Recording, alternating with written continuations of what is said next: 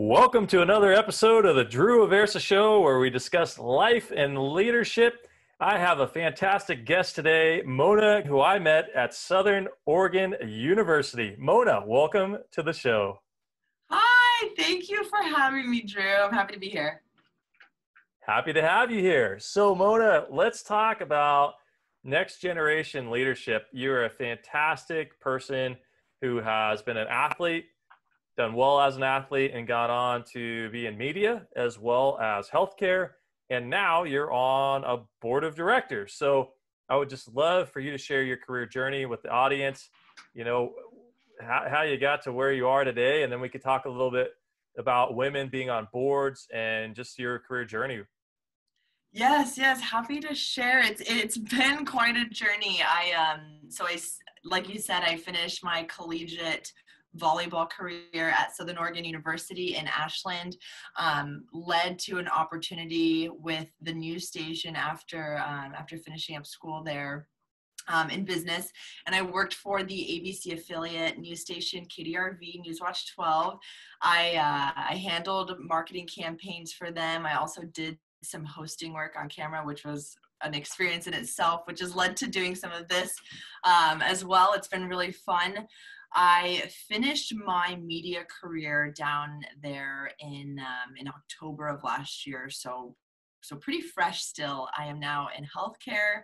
I'm the marketing and public relations coordinator here at the Corvallis Clinic, and I love it. It's been a year, as you know. We're in July, and so it's been a very valuable and very big learning experience. So it's been a journey. So Mona, you've had quite an incredible career journey in your young years of life. And, out of that, is it the job that you love? Is it the actual role that you love, like PR marketing? Like, so many people are in career searches right now. What's your advice for people, trying to find their purpose, trying to find their passion and the right job fit? It's been really rewarding. I would say marketing and PR, I absolutely love. I have a passion for it. Being able to help our company be in the limelight with the medias that are local, also statewide, has been really rewarding for me. I really love the PR and the communication side of my job, especially with COVID-19. Marketing is marketing. And I love marketing and the promotion aspect of that. But I would recommend, if I had to tell people, giving them some advice or mentorship, just kind of get an idea of what fills your cup. Because for me, in my role in healthcare, being able to provide our doctors with support, our staff with support, especially with the COVID-19 landscape, has been very rewarding for me. That's awesome. And now you're on a board of directors? Yes, I'm a member of the board for the Corvallis Boys and Girls Club. That's awesome. So I think a lot of young people think that, a board of directors, you have to be old, they see different pictures of people, you have to be a CEO, you have to be executive, and, perhaps you have to have a lot of money because these give or get things on board of directors, right? So let's talk about, how did you choose first, the Boys and Girls Club? And then two, what is that like for you as a next generation leader, being on a board with perhaps people that are, older, different backgrounds and whatnot? Yeah. So I am new to board work. I was on the board. I was on a small board for the chamber down in Medford originally, so I got a little bit of a feel for board work there. And then now I'm on the board for the Corvallis Boys and Girls Club, and it's, I chose the Corvallis Boys and Girls Club because I was actually a club kid myself. When my mom was You a single, were? I was, and actually that's what led me to my volleyball career. I played volleyball at the Boys and Girls Club, and that's what started me out. I used to go to these Sunday open gym adult league volleyball sessions on Sundays, and I would pay $2 and I'd go and get my butt kicked because I was a kid in this adult league, and I fell in love with it, and then eventually, you know, did the programs with high school and grade school that associated themselves with the Boys and Girls Club, but really growing up for a good chunk of my teen years, my mom was a single mom, and so my little sister and I would go there because, you know, it was cost efficient, and it was realistic for my mom to be able to put us there rather than a different service or babysitting, that type of thing. So it played a big role in my life, and that's really why I had an interest in working with the board, because it, you know, I had that little piece that it was a huge chapter of my life. When I was a kid, it provided me so much support, and then it led me to my volleyball career. So what was it like getting on the board of directors? How do you go about being on, you know, I'm on different advisory committees. I've been on different things. So a lot of people listening haven't though, right? It's something that they want to do. It's on their bucket list. They've maybe done like you. I mean, just a great story of your roots. Your roots are what led you years later to getting more involved on a strategic oversight, you know, committee or board. So what is your advice to people on, you know, how do you go about approaching a board? How do you go about being on a board? You know, are you asked to be on a board, or do you go put yourself out there? Yeah, I'm actually glad you asked that, because I think it really starts with first, if you're not already, involving yourself in the community, because that's what I was doing, and I was doing it for just, you know, my personal passions, and also just for my job. It's important for me with public relations, being out in the community, and I was actually asked to be on the board, and but it was led from me involving myself in, you know, the chamber, just kind of networking for my own role and for my own personal preferences, and that's really where it came from. So that would be my advice if you're, you know, as a young professional, or just somebody that wants to eventually do some board work and do some volunteering there. I advise involving yourself in the local community, and really a genuine interest in whatever that place is in the community. So what are your goals now as a board member for the Boys and Girls Club? Like, you know, it's different from being a kid going there to actually serving on a board and having some key oversight and recommendations. The whole mission for me, personally, is helping our teens share their voices, telling their stories, helping them with you know, their own careers, and helping them get into college, and providing them support and resources is really what does it for me. But I also, I'm on the fundraising committee, which is a leg off of our board. We all kind of have our own committee involvement, and so I help spread my wealth by providing advisement for, you know, how to build a press release, and trying to get media coverage for the Boys and Girls Club here, and marketing help as well, marketing assistance. Do you see a shift in the program from when you went through it to present time? You know, I think humans have evolved quite a bit, and technology and all these other things. So where do these legacy nonprofits that have been around for years doing incredible work, what are they doing now to evolve with the next generation? That's a tough one, because I am still fairly new. I just started with the board in March, but I think that what I've noticed is digital presence very active. I've noticed that the organization's really active online video production. They have resources with video production. So that's a new one for me. You know, when I was a club kid, I never really saw a lot of video work for, you know, children telling their stories, or seeing what activities or resources and development was going on internally. I think that with the new digital landscape, and video work has been able to tell those stories more, and to show what's going on in the club, what developments are happening, and what type of activities or sports or community work the kids are able to do, and it's given more insight to the community of what's going on. That's a big one I've seen. And I love the power of storytelling because it's huge. I had the opportunity to volunteer at the Boys and Girls Club in Oakland, and it was just fascinating just seeing the kids and their energy and the different programs, the tutoring programs to athletics, and developing leadership, academic excellence. Just a wonderful organization to be a part of. So you mentioned getting your story told, that you do that with the fundraising committee, with public relations. You've been on the news on different things, and you had your own show in Southern Oregon for a little bit. So you know how to capture the attention of media. And in today's world where everything is just so hyper-focused, or stories just come and go, what's the key to getting sustainable press coverage where you're just not a quick story and everybody forgets about you?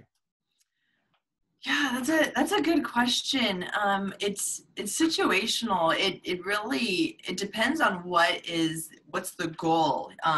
Is it, for example, for the Boys and Girls Club, is it trying to promote childcare services because we're in this COVID landscape, and healthcare workers, essential workers, I mean all staff that are employed right now don't really know what's going to happen with childcare. So something like that, being able to strategically get the information out there that the Boys and Girls Club has the support, and they want to spread that awareness because it's a need.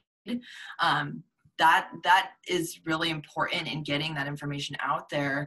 But there's also, so I'd say it's situational. It varies. There's that, which is really essential, and then there's also fundraising, where we used to have these big events, and used to have, like right now we're working on a children's breakfast, but it's a children's breakfast fundraiser, but it used to be held in a big facility where we could serve tables and get fundraising donations. But now we're having to transform that into a digital event, and putting out press for that is an art too, because the community knows it as this big event that would happen in person, and now we're kind of having to transform it into a virtual one, and being able to get some media presence there is kind of strategic.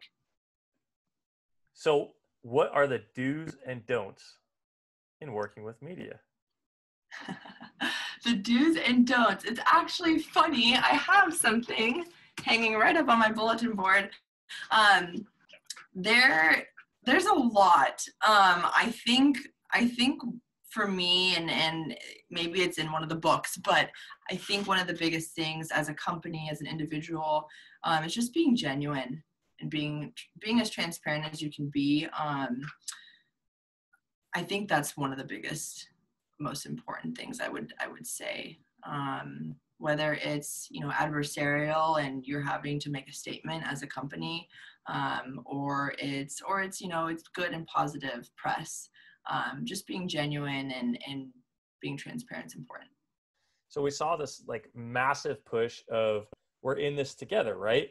Well, the truth is, when you look at data, no, we're not in this together. Like, there are some people who believe that and who have actively been doing it. And then there are other people who put carefully worded statements together, but they're not in it together because they're not actually doing it. So when you talk about being genuine, how in this scenario would you advise people to actually show their values, as opposed to just issuing a rhetorical statement that goes with the theme and the flavor of the current press cycle? Yeah, it's a tough one. I think that sometimes when you're put on the spot and you don't have an answer, whether you're a company or it's some very crucial information, sometimes we just, we're vague, or we kind of talk in a circle. And really, I think, my best advice is saying, we don't really have that information. This is very new for us, but we can go and we can find it, or we can do our best, we can do the best of our ability to go and find this information.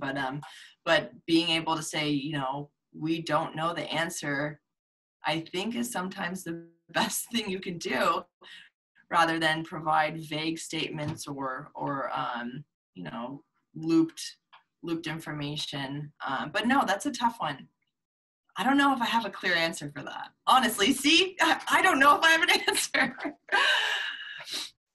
So Mona, we're living in a very contentious time where people don't want to say certain things. However, leadership requires us saying things, you know, bold statements at times. I mean, we think about the civil rights movement with Dr. Martin Luther King.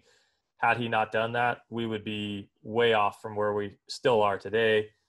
You know, John F. Kennedy, and these are people who paid the ultimate price for saying bold things that, you know, buck the system, that buck the status quo, the rhetoric.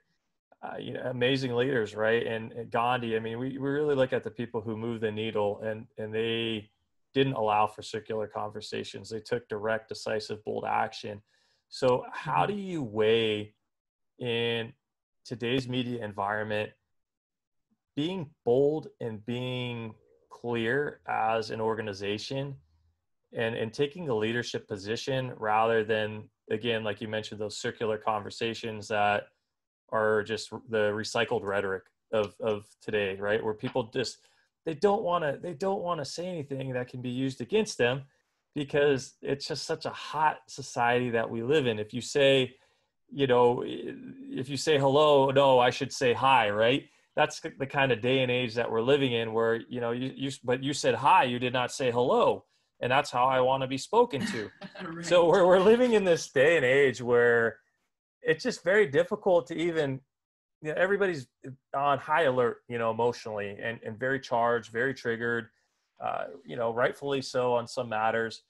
But it impacts organizations because we need to lead, right? We need to lead. If we don't lead, we don't have progress in society. And as next generation leaders, like you and I are both, you know, there are times when statements have to be made. So how do you calculate how much gasoline to put on the leadership fire versus those circular conversations? I think it goes back, you know, I think the most respectable stance you can make as an organization or a company is, I think it goes back to just being genuine and really saying, you know, hey, we're going to put out, you know, we're going to put out this letter saying, we support the Black Lives Matter movement, and, you know, here's what we're doing.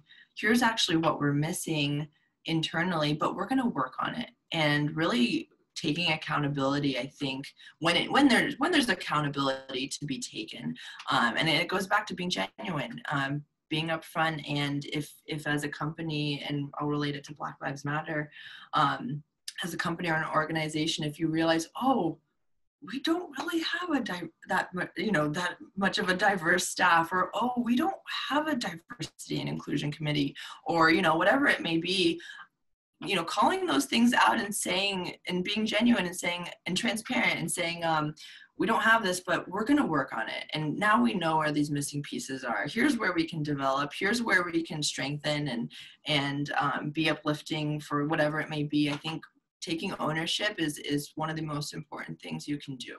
I love it. Taking ownership is one of the most important things you can do.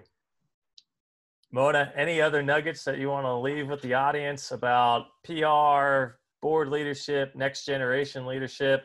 What are your thoughts on kind of the next generation out there today? All of our next gen friends are hooked to their cell phones. We know people aren't happy. There's a big happiness gap in society. There's a lack of human connection. And you're in healthcare. You're with the Boys and Girls Club. You're seeing both the healthcare outcomes of kind of where our society is today, as well as the programming going into the youth next gen. What are your thoughts on this, and advice for people to feel good? My nuggets. Yeah, I think I want to finish this with saying, don't be afraid to have a voice. Especially, you know, I'm a female, and female especially, we have to lift each other up. But don't be, you know, for everybody, don't be afraid to have a voice, and if you feel like you do need to work on an area for having a voice, then go find a mentor, find some mentorship, do some research, make sure that you know, when you are having your voice, you're spreading a gentle message, you're being kind, you're being uplifting.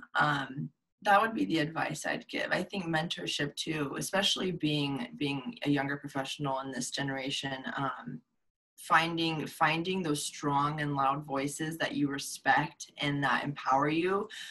Go and get nuggets from them. Go and talk with another person that might be in your same industry and in your same role, or in your same role in a different industry, or with an organization or a nonprofit that might have relation to you, and go and ask, you know, ask them via LinkedIn or shoot them an email. See if you can steal a little bit of their time each month. 5 minutes over the phone is even valuable, and just get some mentorship, and you can get leadership there as well to help strengthen that voice of yours. Awesome, Mona. Thank you for sharing that. And you just mentioned it, LinkedIn and email. How can people connect with you if there's somebody that is up and coming and they want some mentorship perhaps from you on a board decision or whatnot?